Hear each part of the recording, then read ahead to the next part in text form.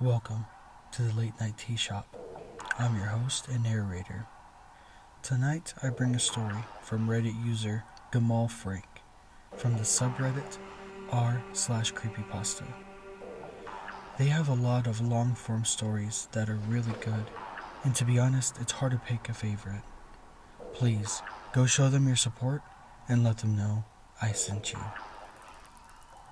Tonight's title is I Think I Flagged My Own Death. Now, settle in and brew some tea.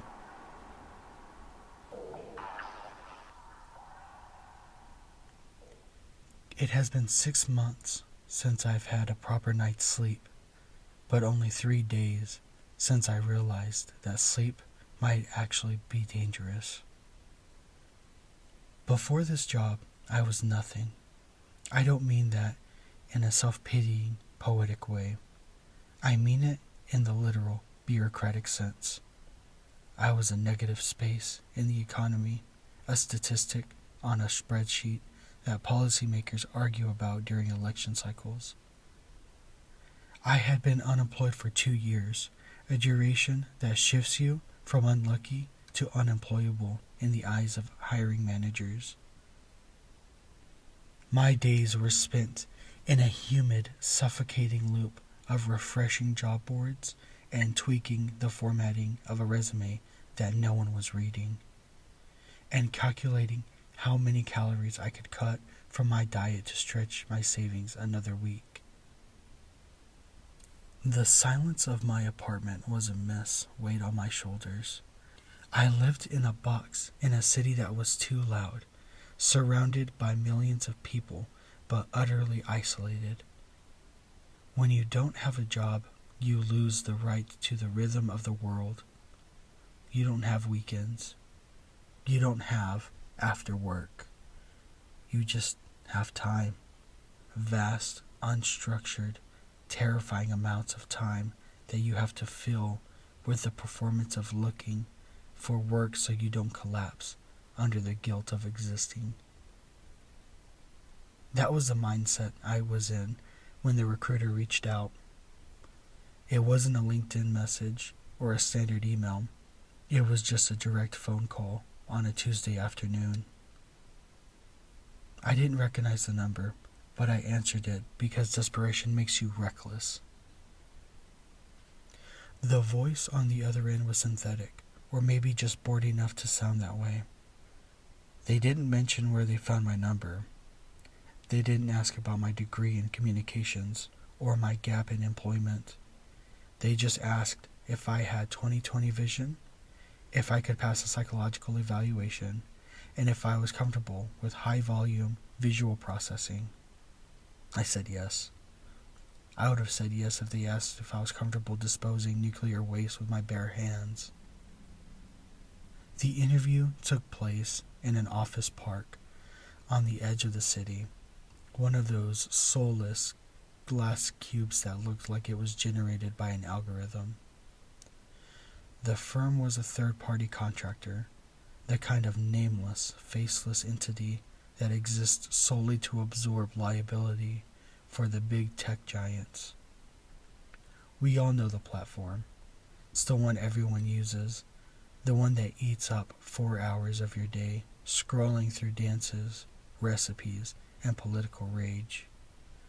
But the platform doesn't do its own dirty work. They hire companies like this one to filter the sewage before it reaches the users. The hiring manager didn't look me in the eye. He was a man composed entirely of beige tones, beige suit, pale skin, sandy hair, sitting in a room with white walls and a humming fluorescent light. "The job is content moderation, Tier 3, he said, sliding a contract across the desk that was thicker than a novella. "You aren't dealing with copyright claims or nudity. You are the filter for the extremes." He explained the parameters. Most moderators look for violence, hate speech, illegal acts. We would see that, yes, but our specific team The night shift of the algorithm had a secondary directive. We were to flag content that was classified as null. Null? I asked, holding the pen ready to sign my life away for health insurance and a paycheck that could cover rent. Empty, he corrected, finally glancing up. His eyes were watery and tired. Videos with zero engagement potential, static shots, forgotten cameras, black screens, silence. The algorithm hates dead air. It lowers retention. If a video has no movement, no audio, no subject for 5 seconds, you flag it as empty/null and remove it from the feed. Speed is key, and you have a quota. So I'm deleting boredom? I tried to joke. He didn't smile. You're deleting waste. Sign here. The rules of the floor were draconian. We worked in a basement level, a vast windowless room, kept at a temperature that felt designed to preserve meat. There were rows of cubicles, high-walled and padded with gray fabric that dampened sound. No personal devices, no phones, no smartwatches, no digital anything. We had to lock everything in lockers outside the security checkpoint. And most important rule, no talking. Verbal communication disrupts the flow state, the handbook said. If we needed a supervisor, we pressed the yellow button on our desk. If we had an emergency, we pressed red. Otherwise, we sat in silence, headphones on, eyes glued to the monitors. I started on Monday. My station was identical to the 50 others in the room. A comfortable, ergonomic chair, a high-resolution monitor, and a specialized keypad with only 2 large buttons, a green one for safe and a red one for flag. The software was relentless. As soon as I logged in, the first video popped up, a dashcam footage of a car crash in Russia, glass shattering, a scream, then silence. Flag extreme. Next video, a teenager in a bedroom ranting about a breakup, crying into the camera. Safe. Next, a grainy video of a dog running on a beach. Safe. Next, a static shot of a hallway in an abandoned hospital. The camera didn't move. The dust mites danced in the shaft of light. I watched the timer in the corner of the screen. 1 second, 2, 3, 4, 5. Nothing happened. Flag empty. It was hypnotic, horrifying, and boring. The extreme content was bad.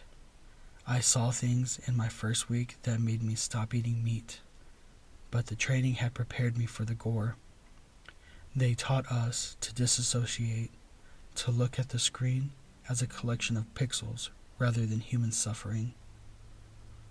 It's just red data, the trainer had said, but nobody prepared me for the empty. The empty videos were stranger than the violence. Violence makes sense. It's a biological imperative, a tragedy, a crime. It has a narrative, cause and effect. But the empty videos were something else. I watched hours of security feed footage from the warehouse where nothing moved. I watched cameras that had been dropped in the woods, filming nothing but leaves for hours. I watched live streams from bedrooms where the occupant had left hours ago, leaving the camera staring at an unmade bed. We were required to make a decision within 5 seconds. That was the metric. If you lingered, your efficiency score dropped. If it dropped too low, you were fired. So my brain rewired itself. It was about 3 weeks in when I first saw him. It was 3 a.m. on a Tuesday shift. My eyes were burning dry from the recirculated air and the blue light. The video that popped up was a wide shot of a public park in London. It was overcast, gray. People were walking their dogs, jogging, pushing strollers. It looked normal. I was about to hit the green button when my finger hovered. In the background, standing near a cluster of trees, was a man. He was far away, just a bundle of pixels, but something about him arrested my attention.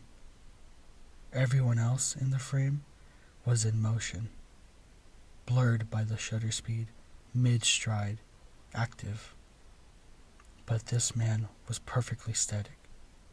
He was wearing a gray suit that seemed ill-fitting, too broad in the shoulders, and he was facing the camera directly. I don't know why, but a cold prickle of unease ran down the back of my neck. I checked the timer. 4 seconds. I hit save and moved on. The image vanished, replaced by a cooking tutorial. But the image stuck in my mind. 2 days later, I saw him again. This time, the video was a handheld shot inside a subway station in Tokyo.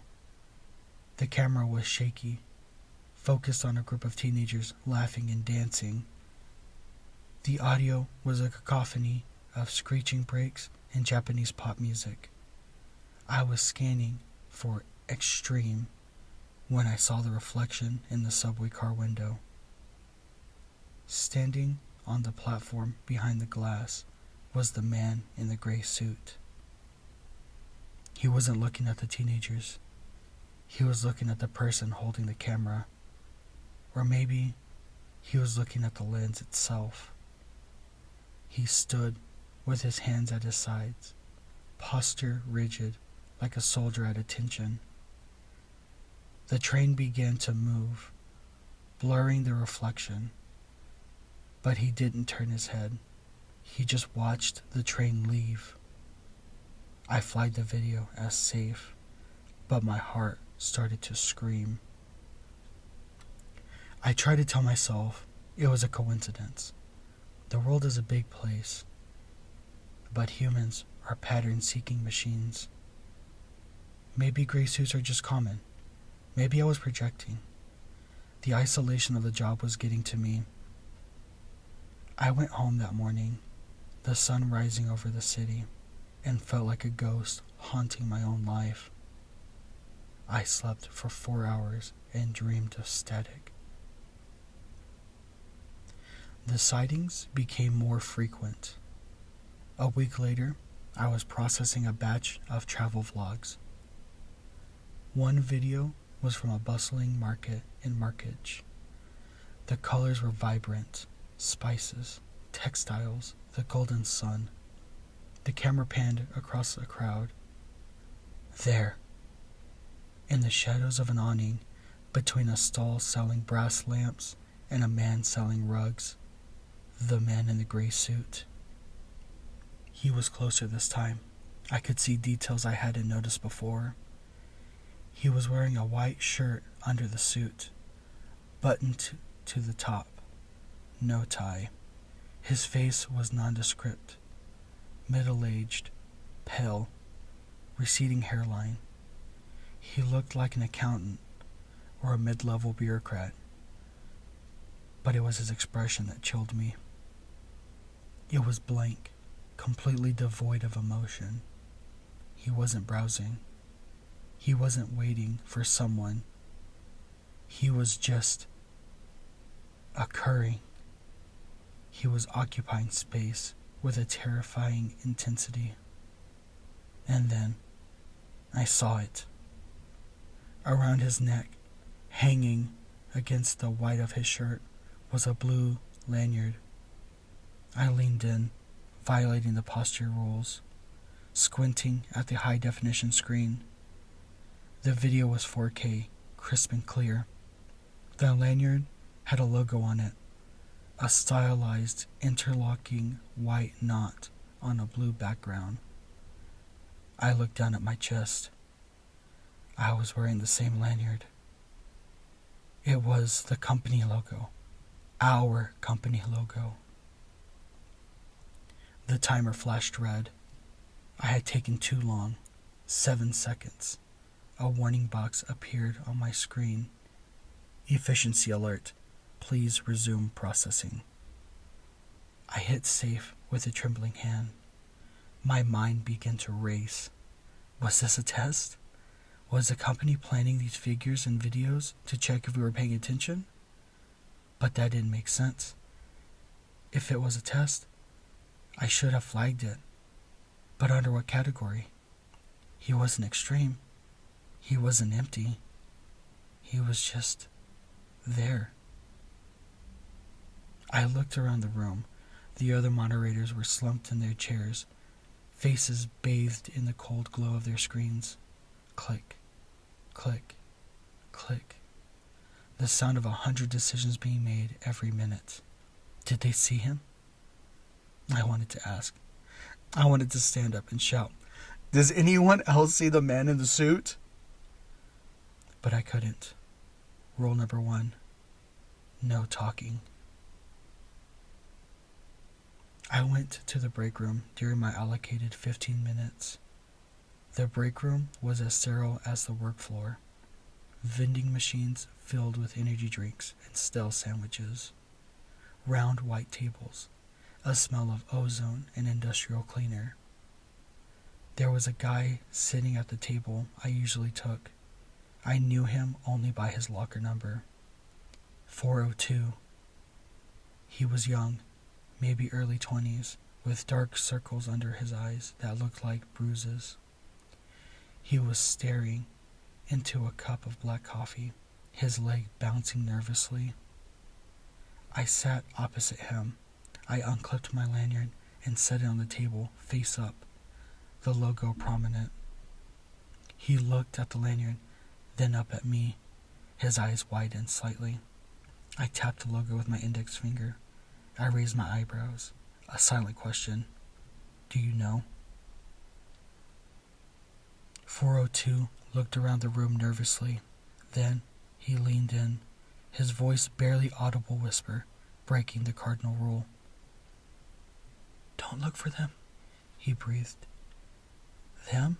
I whispered back. "You mean the man?" He shook his head, his eyes darting back to the door.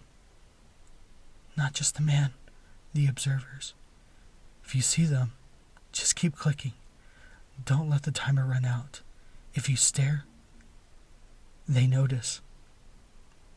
"Who are they?" "Quality control," he said. The way he said it sounded like a funeral rite.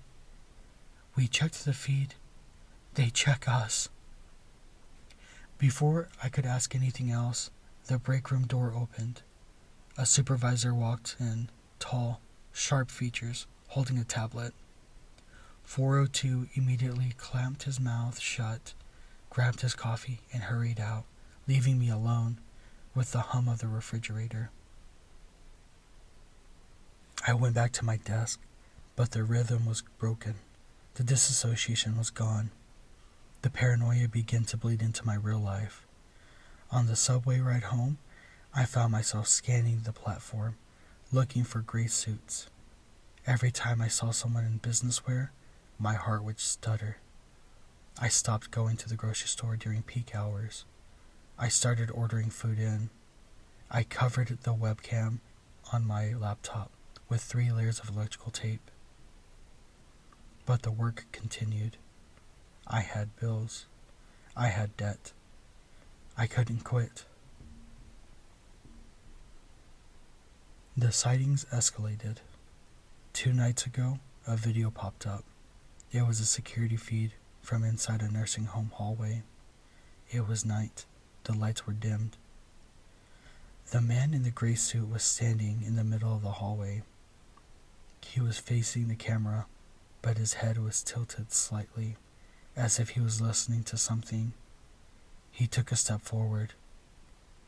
It was the first time I had seen him move. He walked toward the camera with a smooth, unnatural gait. He didn't bob up and down like a normal person walking. He glided. He got closer, closer, until his face filled the frame. The pixels of his eyes were dead and flat. He raised a hand and touched the lens of the camera. The video cut to static. Flag extreme. I slammed the button, my breath catching in my throat. I looked at the data timestamp on the video. Live feed. It wasn't a recording. It was happening right then. Somewhere in the world, that man was walking through a nursing home, touching cameras. I felt sick. I wanted to go to the supervisor. I wanted to report it. But report what? A man in a suit walking around? It wasn't illegal. It wasn't violent. It was just wrong. And then came yesterday. The shift had been grueling. The algorithm was feeding me an endless stream of empty candidates. Hours of static shots, parking lots, empty fields, basements. My brain was mush. I was operating on muscle memory. 5 seconds. No movement. Flag. A video appeared. It was a living room, small, dimly lit by a street lamp outside the window. A beige sofa, a cheap wooden coffee table, a television set that was turned off, a pile of laundry on a chair in the corner. It was quiet. Still, no movement. I watched the timer. 1, 2, 3. My finger hovered over the flag button. It was an empty video. Textbook definition. But something stopped me. A sense of familiarity that punched me in the gut. I knew that sofa. It was from IKEA. Millions of people had that sofa. I knew that coffee table. It was a generic, heavy, practical board thing I bought at a thrift store. I knew that pile of laundry. My eyes darted to the floor near the leg of the coffee table. Lying on the carpet, half hidden by the shadow of the table, was a plastic bottle of orange juice.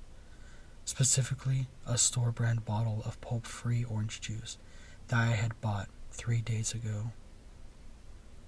I had finished it before leaving for work, and, in a rush, I had left the empty bottle on the floor because I missed the trash can and didn't have time to pick it up. I stared at the screen. The bottle was there. This was my apartment. The air in the office seemed to vanish. I couldn't breathe. I was looking at a live feed of my own living room. But how? I didn't have a security camera. I didn't have a webcam in the living room. My laptop was in my bedroom, closed, with tape over the lens. I don't own a smart TV.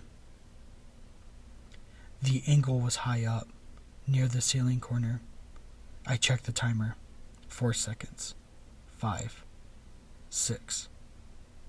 Efficiency alert. I panicked. I hit flag. Empty. The video disappeared. I sat there, freezing, my hands shaking so hard I couldn't feel the mouse. The rest of the shift was a blur of terror. I don't remember what I reviewed. As soon as the clock hit 7, I sprinted to the lockers, grabbed my phone, and ran out of the building. The ride home was agonizing. I expected to see police cars outside my building. I expected to see the door kicked in. I burst into my apartment, wild-eyed. It was empty, silent.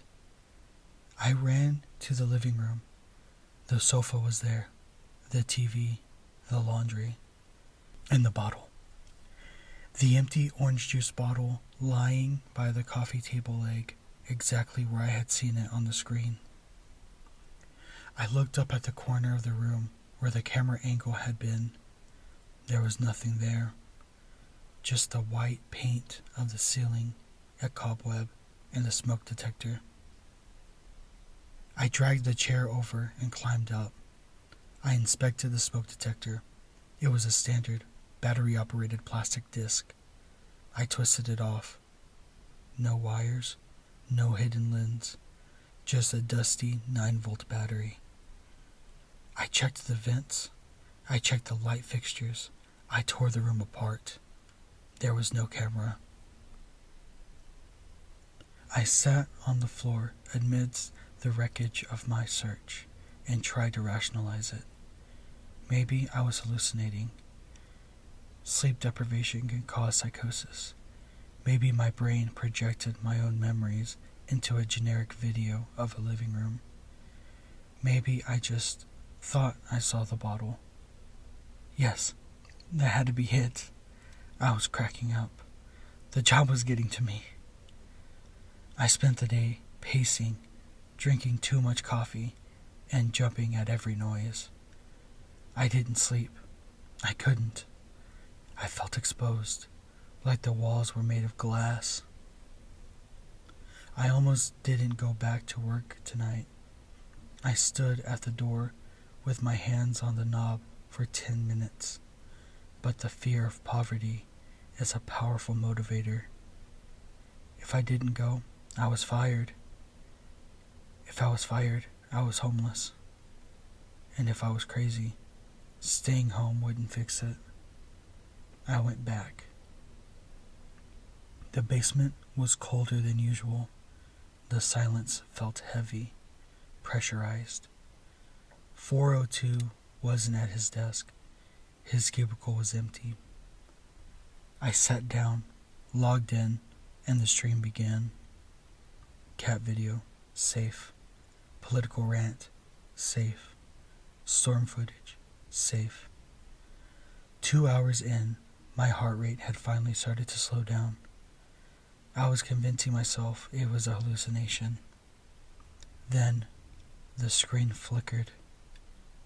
The living room appeared. My living room. Same angle, high up, looking down. The mess I had made searching for the camera was visible. The cushions were thrown on the floor. The chair was still in the middle of the room where I had stood to check the smoke detector. It was undeniable. It was a live feed. I watched, paralyzed. The timer ticked. 1, 2. Then movement. From the hallway on the left side of the screen, the hallway that leads to my front door, a figure walked into frame. It was the man in the gray suit. He was there, in my apartment, in high definition. He walked through the debris of my living room. He didn't look at the mess. He moved with that same gliding, unnatural smoothness. He was wearing the lanyard. I could see the blue strap against his neck. He stopped in the corner of the room and looked up. He looked directly at the invisible point where the camera should be. He looked directly at me. His face was terrifyingly neutral. No malice, no anger, just a professional, hollow observation. He raised his hand and gave a small, stiff wave.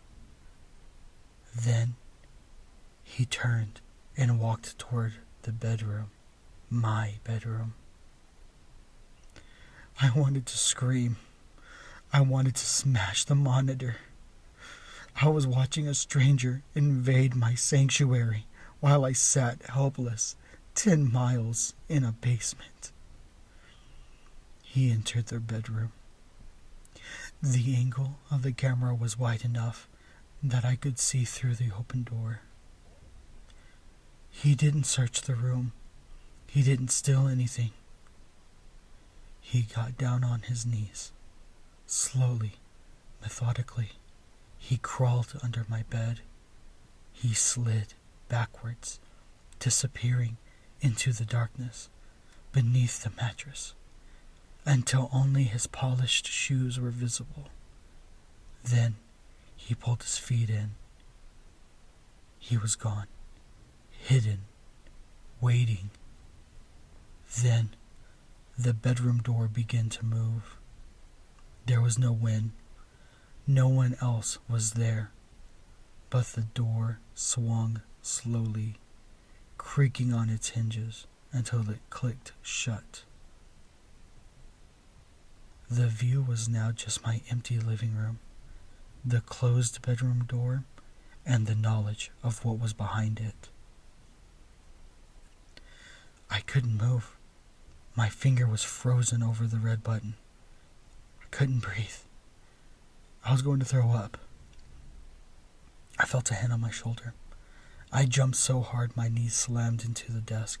I spun around. It was the supervisor, the tall man with the sharp features. He was looking at my screen, at the live feed of my apartment. He didn't look surprised. He didn't look concerned. Just looked bored. He leaned over, his cologne smelling of antiseptic and mint. He reached out with a pale, manicured hand. "Don't flag that one," he said, his voice smooth and quiet. "That's," I stammered, my voice cracking from disuse. "That's my apartment. That's my home."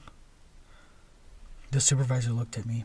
His eyes were the same flat, dead color as the man on the screen. "We know," he said. He tapped the screen, right over the image of the closed bedroom door. "It's a calibration test. Surveillance. Optimization." "There's a man," I whispered, tears pricking in my eyes. "He crawled under my bed. He's under my bed right now." The supervisor smiled, the smile a predator gives when the prey has nowhere left to run. "Technically," he said, straightening his tie, which hung from a blue lanyard with a white knot. "He's not a man, and technically, it's not your bed anymore. It's a company property. Read your contract. Clause 14, subsection B. The employee agrees to total environmental immersion for quality assurance purposes." He patted my shoulder again. It felt like being touched by a mannequin. "Don't worry about him." He gestured to the screen. "Now, mark it as internal, and keep working. Your efficiency is dropping. You have quotas to meet, and surely you don't want to know what happens if it dropped further. You already had a glimpse of it." He walked away, his footsteps silent on the carpeted floor. I turned back to the screen. The living room was still there.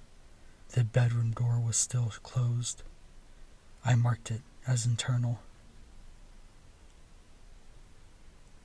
The video disappeared.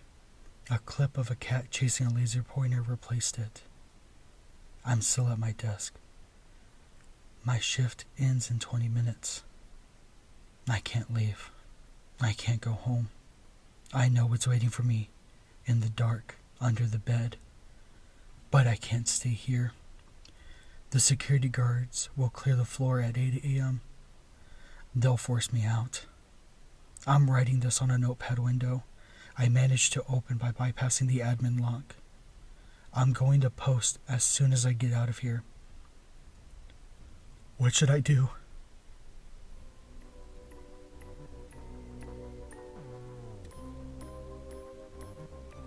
Once again, I really enjoyed the story from gamalfrank. As someone who has worked in a call center in an office environment, I can really relate to the vibe of sitting there for hours, trying to make sense of zeros and ones. please go show them your support.